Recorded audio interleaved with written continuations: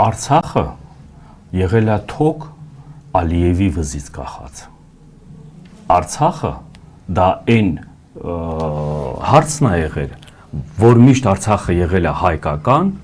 Ալիևը մի բառ չէր խոսում։ Արցախը լինելով հայկական, Ալիևը չէր համարձակվում Հայաստանի Հանրապետության կամ Հայաստանի հետ կապված մի բառ խոսա։ Արցախը այդ ժամանակ եղել է հենց Ալիևի վզից կախած թոքը, որ ուզում էր ինչ-որ բան անի, այդ թոքից ձգում էին, ինքը իր տեղը նստում էր։ Հիմի այդ նմանատիպ մարդու ղեկավարի արտահայտությունը դա իր պարտության արդարացնելու թեզ է։ Հիմի Ալիևը այդ թոքը հանել է իր վզից, այդ ներկա իշխանության բանով, օրոք, այդ Ալիևը այդ թոքը գցել է Նիկոլ Փաշինյանի վզին։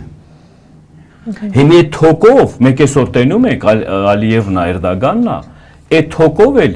իրեն են, որ ասում է, ինչ որողության վրա, ինչ հարցի լուծում ուզում են ստանան, այդ թոքից ձգում են, էսի մի անգամից գնում է այդ համագործակցության։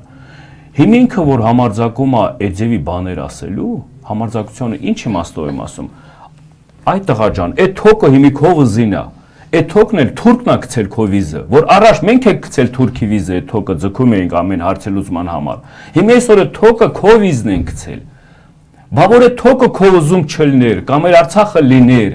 մենք այսօր այս իրավիճակին կհասնեինք, բա որ Արցախը լիներ Զանգեզուրի միջանցքի հարցի կլիներ,